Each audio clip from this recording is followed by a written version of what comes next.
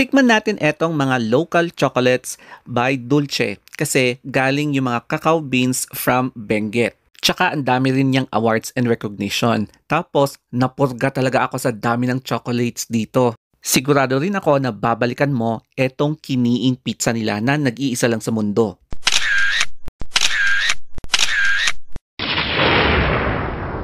Kahit na bumabagyo, walang makakapigil talaga sa akin na puntahan etong Dulce Chocolates na coffee shop and chocolate shop na located dito sa Irisan, Baguio City. Bumaba lang kayo dito sa may dating Nagoya Inn na ngayon ay Sky Garden Hotel, tapos bumaba lang kayo and dito natatambad yung Dulce Chocolate.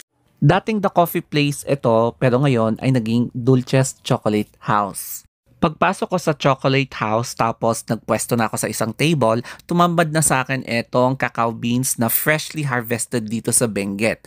So ganito talaga ang pagmamahal ni Dulce sa mga cacao beans growers dito sa Benguet.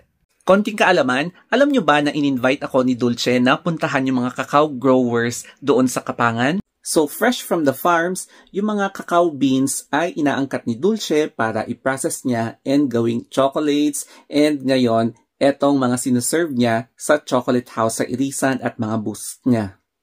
Ito nga pala yung menu nila. So ang in-order ko is yung tablea drink and yung kiniing pizza.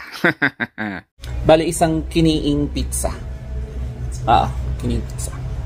Habang pinaprepare yung order ko, ay tinignan ko muna yung mga available na local products and napansin ko etong mga awards ni Madam Dulce. So, eto na nga at pina-free taste ako. Hindi ko inaasahan dito na magkakaroon sila ako ng free taste. O, diba?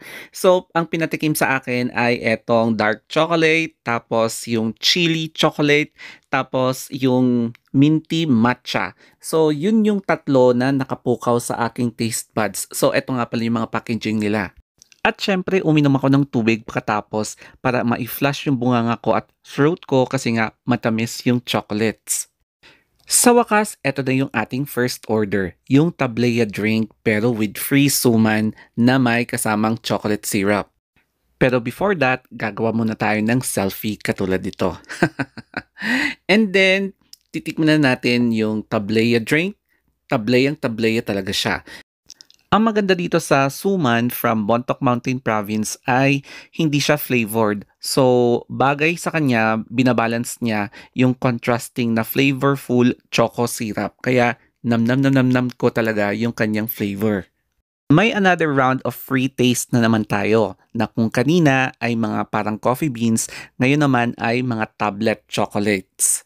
As far as I remember, dark chocolate, yung regular chocolate, tapos yung matcha, yung strawberry, tapos yung sili. So, eto rin yung parang kanina na nilasahan ko pero in bars siya. Kaya we should be thankful na merong the first Bintu Bar chocolate in Baguio, Benguet. Ngayon naman ay isa-set up na nila itong fire bricks oven para gawin na nila yung in-order nating kiniing pizza. Diba? So, parang nakakatuwang tignan yung preparation. Ito na nga yung actual na preparation kung paano nila gawin yung in-order ko na kiniing pizza. Makikita mo talaga from dough, tapos yung toppings, and then nilagyan pa nila ng cheese, tapos nilagyan pa nila ng kiniing, and then pinasok na sa loob ng firewood brick oven. After a few minutes, eto na nga yung ating pizza na in-order na kiniing. So, syempre, hindi ko yan kakainin lahat, no? Iti-take out ko yung iba. Sa wakas, eto na nga yung ating in-order na kiniing pizza na pinakita nila kung paano ginawa, niluto, tapos isa-serve directly to my mouth. Kitang-kita nyo nga naman kung paano siya naluto. So kakaiba siya, hindi yung katulad sa ibang restaurant. Dito, very unique and iilan lang ang mga ganito sa Baguio. And finally, I met the owner of Dulce Chocolate House and nagkaroon lang kami ng konting chit-chat habang nandito. Alam nyo, hindi pa tapos ang ating taste test kasi titikman natin itong mga spreads, itong strawberry, yung chocolate, tapos yung matcha spreads nila. So, ano kaya ang lasa?